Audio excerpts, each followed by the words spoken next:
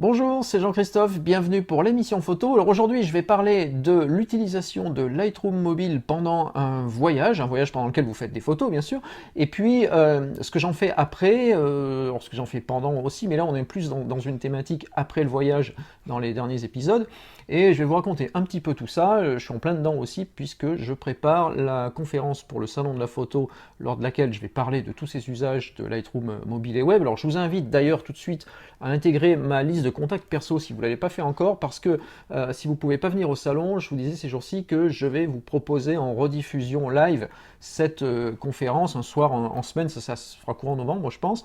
Il faut juste que j'ai un email pour vous envoyer l'invitation, sinon je ne sais pas à qui l'envoyer, tout bêtement. Donc je vous mets le lien vers ma liste de contacts, vous vous inscrivez et puis vous recevrez tout en temps et en heure. Alors, faut-il utiliser Lightroom Mobile lorsqu'on est en voyage? Qu'est-ce que ça peut bien vous apporter ou pas? Et puis, moi, comment est-ce que je l'ai utilisé? Alors, Lightroom Mobile, très vite, je vous rappelle que c'est l'application qui s'installe sur un smartphone ou une tablette, iOS ou Android, et qui vous permet de gérer vos photos à peu près comme si vous étiez devant le vrai Lightroom sur votre ordinateur. Alors, il y a plein de choses, je ne vais pas pouvoir tout détailler ici, mais ce sera le cas dans la conférence. Comment est-ce que ça fonctionne, comment l'utiliser, voilà, tout ce qui concerne la synchronisation, mais qu'est-ce qui est hébergé sur les serveurs d'Adobe ou pas. Mais la première chose que je voulais vous dire, c'est que pour moi, l'intérêt lorsque je voyage d'utiliser cette application-là, c'est avant tout de pouvoir regarder mes photos tous les soirs pour voir ce que j'ai fait dans la journée. Alors pour moi c'est super important parce que c'est un peu dommage je trouve de rentrer de voyage, que ça dure une semaine ou que ça dure un mois, mais de rentrer de voyage et de se dire ah ben mince, si j'avais vu mes photos tout de suite, j'aurais peut-être fait autrement, j'ai pas vu que j'avais tel réglage qui avait foiré sur mon appareil, j'ai pas vu que j'utilisais peut-être pas le bon objectif. Voilà, ça vous est probablement arrivé, moi ça m'est arrivé souvent de me dire mince, si j'avais su, j'aurais pas fait comme ça. Sauf que pour savoir, il faut voir les photos. Alors bien sûr, avec la photo numérique, on peut voir les photos sur l'écran arrière du boîtier, ça pose pas de problème. Mais vous voyez les photos l'une après l'autre. Et ce que je trouve bien dans Lightroom Mobile, je peux vous le montrer par exemple là, vous allez voir tout de suite, c'est que, je ne sais pas comment ça passe, c'est un peu brillant à l'écran, mais c'est que vous avez une vue de l'ensemble de vos photos. Alors pas toutes les photos si vous en avez fait 1000 dans la journée, mais pas mal de photos. Ça vous permet d'avoir une vue de type planche contact, plutôt que d'avoir une vue photo par photo sur l'écran arrière du boîtier où il faut faire clic, clic, clic à chaque fois, et quand on est à la 10e, on ne sait plus trop ce qu'il y avait dans la première. Là, vous avez une vue globale, et moi par exemple, le premier soir, ça m'a beaucoup aidé pour quelque chose qui peut paraître tout bête, mais en fait, je vous disais que j'étais parti avec deux boîtiers et deux objectifs. J'avais un 16 mm et un 56 mm en APS-C, donc équivalent 24, équivalent 85.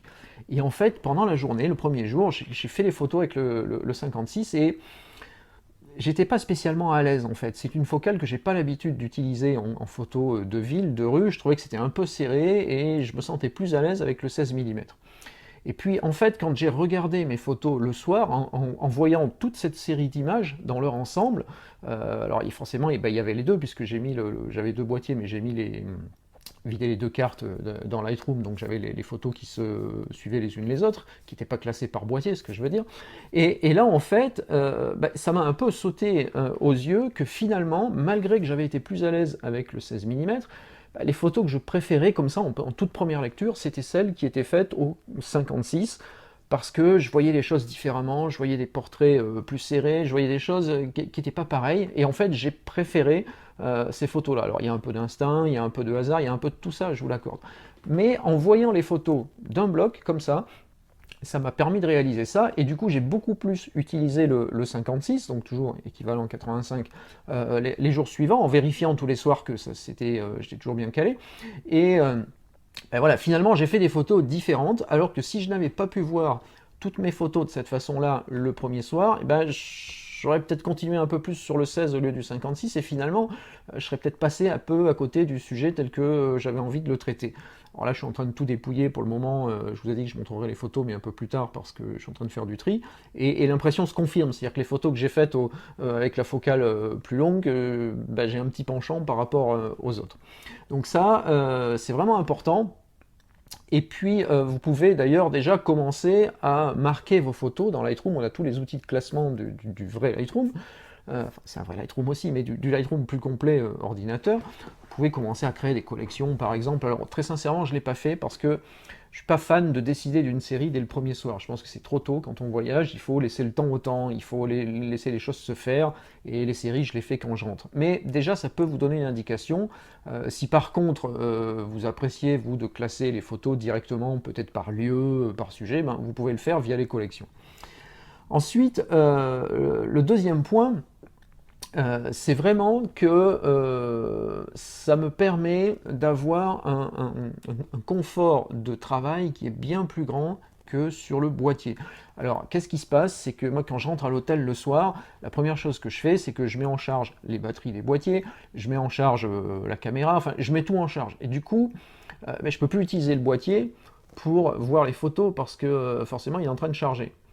Alors peut-être que si j'avais un petit peu plus de temps, je pourrais regarder d'abord mes photos et puis charger ensuite, mais bah, vous savez que le problème de la charge, je ne sais pas si vous êtes confronté à ça, pour moi c'est le vrai problème de la photo numérique, c'est d'être toujours de se dire est-ce que j'ai suffisamment de batterie, est-ce que tout va bien.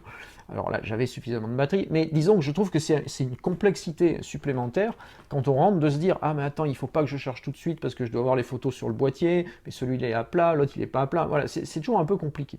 Alors que là, je rentre, je vide mes photos dans mon videur de carte, mon disque dur portable, je connecte le boîtier à la tablette, je décharge les photos dans la tablette et après je suis tranquille. J'ai fini la tablette, elle tient des heures donc c'est pas un problème et puis je peux la charger la nuit, le lendemain s'il faut. Donc je trouve que c'est beaucoup plus facile. Alors c'est très personnel, hein. Vous allez peut-être que certains vont me dire non mais finalement moi je fais autrement, ça marche très bien aussi. Probablement, mais voilà, moi mon ressenti c'est que je suis un peu parano en fait avec l'énergie, j'ai besoin d'avoir des batteries toujours chargées parce que voilà, pour tout vous dire, ça m'est arrivé par exemple là, un jour tout d'un coup d'avoir une batterie qui m'a lâché d'un coup alors qu'elle était chargée le matin, mais il a fait assez froid à New York, il y a des situations où on était en plein vent et puis tout d'un coup il y a une batterie, pouf, le boîtier s'est arrêté, c'était fini. Alors j'avais une batterie de secours, tout allait bien, mais c'est pour ça que j'aime bien partir avec tout chargé à bloc, et du coup je suis plus tranquille quand je rentre à l'hôtel en chargeant tout, et en disant maintenant je regarde mes photos tranquillement sur la tablette, plutôt que de le faire autrement. Mais je reconnais que c'est très personnel, mais voilà, je vous dis un petit peu comment je fonctionne. Ensuite, si vous aimez partager des photos pendant votre voyage, bah, c'est super facile de le faire depuis Lightroom mobile, que ce soit sur la tablette ou sur le smartphone, parce que vous avez déjà les photos. Et alors, sincèrement, pourquoi je ne l'ai pas fait? Parce que je ne suis pas très fan de partager mes photos pendant le voyage. Tout simplement parce que ce que je partage, si je partage une photo, ça veut dire que c'est une photo que j'aime bien et que je mets en valeur. Or, pendant le voyage, je ne peux pas savoir si c'est cette photo que j'ai envie de montrer parce que j'ai pas fini ma prise de vue tout bêtement, j'ai pas encore trié mes photos, j'ai pas encore mis en valeur à part les photos que je voudrais montrer après, donc pour moi c'est trop tôt. Ce que je fais, c'est que je vais partager, par contre, sur Instagram la plupart du temps, je vais partager plus facilement des photos faites à la volée. Alors peut-être que si vous avez suivi d'ailleurs sur Insta, je vous ai partagé des photos où on voit, là, quelque part par là, sur la photo, on voit un bout d'objectif. Bah, c'est une petite technique, en fait, tout simplement pour vous dire de façon subliminale, ceci n'est pas une photo finalisée, donc ne jugez pas cette photo-là, c'est juste une illustration du voyage, de là où je suis, de ce que je suis en train de faire. Donc, quand vous voyez ça, parce que certains ont réagi en disant « Ah, mais c'est quoi cette photo, elle est pas terrible ?» Ben oui, elle est pas terrible parce que c'était vite fait une illustration faite à l'iPhone, et volontairement, je mettais l'iPhone devant l'objectif pour vous montrer que voilà, c'était pas une photo finale. C'est mon petit truc, mais retenez-le parce que je sais qu'il y a plein de photographes qui font ça, ça permet de ne pas mélanger les gens en fait, de dire ça c'est pas une photo finale. C'est quand on poste sur le web, le problème c'est qu'on ne sait pas comment les gens reçoivent ça, et donc ben voilà, on peut se dire tiens ils ont pensé que c'était ma photo finale, bah, elle n'est pas terrible parce que souvent à l'iPhone on fait un truc rapide et puis voilà. Alors bien sûr, il y a toutes les fonctions d'export dans Lightroom Mobile. Si toutefois vous voulez exporter une photo, vous avez aussi tous les outils de traitement des photos qui vous permettent, par exemple pour Instagram, de la remettre en carré, de recadrer. C'est hyper facile sur Lightroom.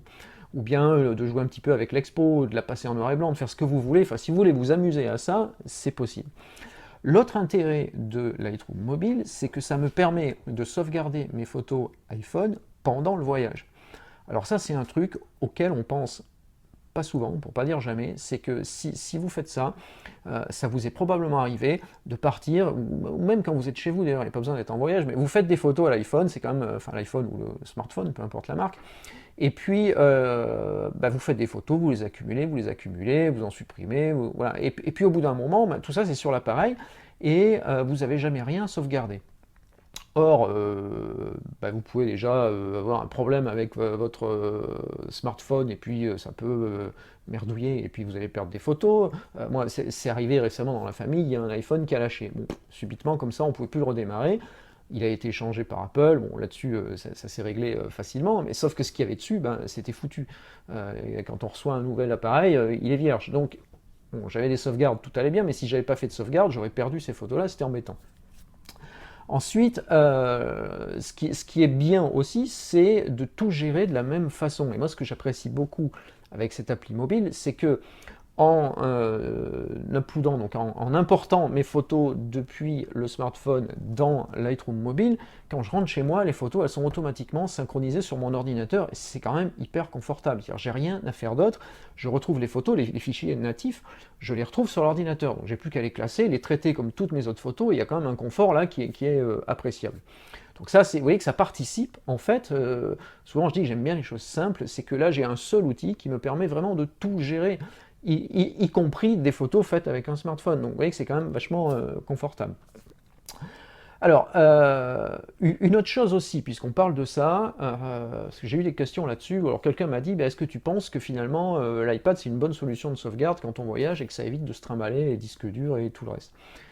Alors honnêtement, je ne pense pas. Je ne vais pas vous dire que c'est une bonne solution de sauvegarde parce que d'une part, il faut pouvoir transférer vos photos sur la tablette. Quand je dis iPad, vous comprenez tablette, bon, j'ai un iPad, mais ça peut être une tablette d'une autre marque, Android, Samsung, ce que vous voulez. Quand je dis ça, il faut pouvoir le faire. Alors d'une part, il faut avoir suffisamment de place, parce que si vous avez des appareils qui ont quelques gigas ou 16 gigas de mémoire et que vous avez 30 gigas de photos, forcément, ça va coincer. D'autant plus que 16 gigas, il y a des choses sur la tablette qu'on n'a jamais suffisamment de place. Si vous avez des tablettes à 64 gigas, normalement, ça suffit. Après, faites attention aussi au format de photo que vous faites. Alors si vous faites du RAW, par exemple, toutes les tablettes ne sont pas capables de lire le format RAW. Beaucoup, de plus en plus, mais peut-être pas toutes. Donc attention à ça. Sur Lightroom Mobile, il y a aussi l'application. Alors Lightroom Mobile, il sait lire le RAW maintenant. Donc vous pouvez lui injecter des fichiers RAW. Il va les stocker donc dans la tablette et puis il va vous afficher les vignettes qui correspondent à vos fichiers RAW. Donc vous allez pouvoir voir vos photos. Et comme c'est dans Lightroom, si en plus vous synchronisez, vous retrouvez vos fichiers RAW chez vous comme si vous aviez vidé dans votre ordinateur. Maintenant, c'est pas vraiment une sauvegarde pour une autre raison. C'est que quand vous êtes en voyage, la plupart du temps, vous avez une connexion Wi-Fi, alors 3G, 4G, mais alors là, moi, à l'étranger, c'était 3G, mais c'est toujours un peu plus limité à l'étranger, les forfaits. Et puis, le Wi-Fi, c'est le Wi-Fi de l'hôtel. Alors souvent, le Wi-Fi de l'hôtel, ça marche comme ça peut, mais souvent plutôt moins bien que très bien. Et alors, si vous videz tous les soirs 2, 3, 4 gigas de photos dans votre appareil et que vous vous dites, c'est cool, c'est sauvegardé parce que ça va se synchroniser avec le serveur Adobe, sachez que c'est pas vrai nécessairement, parce que pour synchroniser 3 ou 4 gigas, il faut un temps fou en Wi-Fi. Alors, sauf si vous avez, alors si c'est un hôtel qui a la fibre avec une capacité en upload de 20 ou 30 ou 40 mégas, c'est super, mais c'est quand même assez rare dans les hôtels. Et si vous êtes en Wi-Fi de type ADSL avec 1 mégabit en upload, forcément, ça ne va pas aller très vite. Donc, même en une nuit, ça ne sera pas fait. Donc, vous allez peut-être partir en confiance en vous disant c'est bon, j'ai tout mis dans la tablette, ça s'est synchronisé la nuit. Alors déjà, sachez que c'est pas vrai si vous êtes sur iOS parce qu'il y a en fait, il y a une astuce pour que ça marche dans iOS, mais de base, ça ne fonctionne pas le téléchargement. Si vous faites, vous visez dans Lightroom mobile, vous passez sur une autre appli, vous vous dites en arrière-plan ça charge, c'est pas vrai en fait. Il y a une astuce pour le faire, mais ça, je vous le donnerai plus tard. Et puis, donc en fait, c'est pas une vraie solution de sauvegarde parce que tout n'est pas sécurisé dans le cloud Adobe, tout reste dans la tablette. Et alors une tablette, il n'y a rien de plus facile que de se faire piquer une tablette quand on est quelque part parce que voilà, c'est alors je parle d'hôtel parce que là j'étais à l'hôtel, mais ça peut être un appart, ça peut être je sais pas où. Si c'est un endroit qui est sécurisé, tant mieux, mais si c'est un endroit qui n'est pas vraiment sécurisé, faites attention quand même parce que vous risquez de tout perdre d'un coup. Le fait de stocker sur un disque dur portable, alors vous allez me dire c'est pareil, tu peux te faire piquer ton disque dans la chambre. C'est vrai, mais souvent ça attire un peu moins parce que je le cache un petit peu, il est dans un coffret, bon, on voit une espèce de truc gris, c'est pas très attirant. Une tablette, un smartphone, ça attire beaucoup plus, donc ça part beaucoup plus facilement. Alors donc c'est long, pour revenir sur le point là, donc c'est long de sauvegarder en Wi-Fi, ça prend de la place sur l'appareil, donc je considère que ce n'est pas la bonne méthode de sauvegarde. Alors d'autant plus que sur certaines tablettes, vous ne pouvez pas relier directement le boîtier à la tablette, ça ne marche pas avec toutes. De même que ça ne marche pas avec tous les câbles. Alors sur l'iPad, on peut vider avec un câble USB par exemple. Donc j'ai un petit adaptateur, là, je ne l'ai pas sous la main, mais je vous l'avais montré l'autre fois. Je branche l'appareil en sortie USB, je branche donc le câble USB sur mon adaptateur et l'adaptateur sur le port Lightning de l'iPad. Donc ça vide bien. Mais en fait, tous les câbles USB ne marchent pas. Il y a des, on en parlait dans un épisode précédent, il y a des câbles, bon ben voilà, ça ne veut pas le faire. Il y a aussi des appareils photo où ça ne veut pas fonctionner même si vous avez le bon câble. Donc c'est toujours le problème de tous ces appareils qu'on met bout à bout, c'est pas toujours idéal. Il y a encore des progrès à faire. Donc le disque dur portable avec un videur de carte, franchement pour moi c'est l'idéal parce que je prends le disque, je mets la carte, ça sauvegarde, je peux regarder avec l'appli à l'intérieur si les photos sont bien sauvegardées. Terminé, je coupe, la batterie elle dure la semaine, on n'en parle pas. C'est quand même vachement plus simple. Donc voilà ce que je voulais vous dire sur Lightroom. Alors je vous rappelle que donc, je vais animer une conférence sur le sujet, mais ce ne sera pas que Lightroom mobile. En fait, j'aurais pu l'intituler la conférence, en fait, l'usage des nouveaux outils de gestion de photos en situation de mobilité. Alors c'est un titre un peu complexe, mais peu pompeux, mais quand vous n'êtes pas chez vous, devant votre ordi, avec votre ordinateur, votre Lightroom et votre catalogue principal, qui est normalement le seul, puisqu'il est préférable d'avoir un seul catalogue, qu'est-ce que vous pouvez faire? Et vous pouvez faire plein de choses aujourd'hui à partir d'un smartphone, à partir d'une tablette, mais aussi à partir d'un simple ordinateur connecté au web. Sachez que Lightroom Web, ça existe. On n'en fait pas, on n'en parle pas suffisamment d'ailleurs, mais il suffit d'avoir un simple navigateur n'importe où vous êtes dans le monde, vous allez dans un cybercafé, vous allez à l'hôtel, n'importe où. À partir du moment où vous avez un simple navigateur, vous pouvez accéder à vos photos synchronisées depuis votre Lightroom chez vous. Donc ça c'est hyper confortable. Vous pouvez aussi uploader, donc importer des photos à distance et ainsi de suite. Donc ça, je vous en parle dans la conférence du salon. Je vous en parle donc, si vous n'êtes pas au salon, dans la retransmission qui aura lieu donc quelques temps après le temps de, voilà, de sortir du salon et de tout organiser. Donc pour ça, pensez bien à rejoindre ma liste de contacts, sans quoi je ne pourrais pas vous envoyer l'invitation, c'est tout bête. Et puis, je vous rappelle également, si vous vous intéressez à la gestion des photos, au traitement des photos, que pour vous c'est quelque chose qui vous paraît compliqué, que vos disques durs débordent, que vous ne savez pas trop comment utiliser des outils comme Lightroom, que le traitement photo vous ne savez pas quoi en faire, qu'est-ce qu'on peut en attendre, quels sont les outils, je vous propose une série de 4 vidéos qui sont gratuites. Alors je vais vous mettre le lien là dans la description et puis sur la vidéo. Et vous avez en fait, il y a 2 longs épisodes, 2 longues vidéos qui doivent durer à peu près 40-45 minutes, pendant lesquelles je partage mon écran avec vous et je vous montre pas à pas comment est-ce que je gère mes photos, ma méthode perso, et puis comment est-ce que je les traite ensuite avec les différents outils de Lightroom.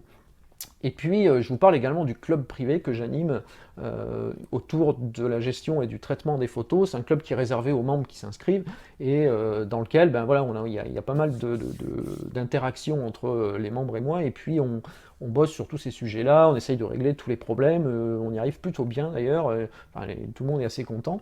Et j'ouvre les inscriptions à ce club-là régulièrement. Puis ça va revenir d'ici quelques jours. Donc, surveillez bien les mails également pour cette raison-là. Donc voilà, ça s'appelle traitement-photo avec un s.com. Je vous mets tous les liens. Déroulez bien la description sur YouTube. Apparemment, vous êtes nombreux à me dire je vois pas la description, je vois pas les liens dont tu parles. Il y a un petit plus ou une petite flèche à dérouler vers le bas. Et puis là vous voyez clac la description qui s'affiche. Et puis il y a tout dedans. Et sur Facebook, c'est dans l'intitulé aussi, dans la description de la vidéo, qui est juste au-dessus de la vidéo. Donc là aussi, cliquez bien sur le lien qui permet de tout dérouler. L'abonnement à la chaîne YouTube, c'est ici. Le like, aimez la page Facebook si vous suivez sur Facebook, c'est là-haut, enclenchez les notifications. Et puis toujours pareil, ma liste de contacts perso pour tout recevoir par mail. Merci, à demain pour la vidéo du vendredi. Demain, questions-réponses sur tout ce qui va tourner autour de la thématique voyage. Qu'est-ce qu'on fait après un voyage? Et voilà, j'ai déjà plusieurs questions que je vais aborder demain. Vous pouvez continuer à m'envoyer les vôtres. À demain!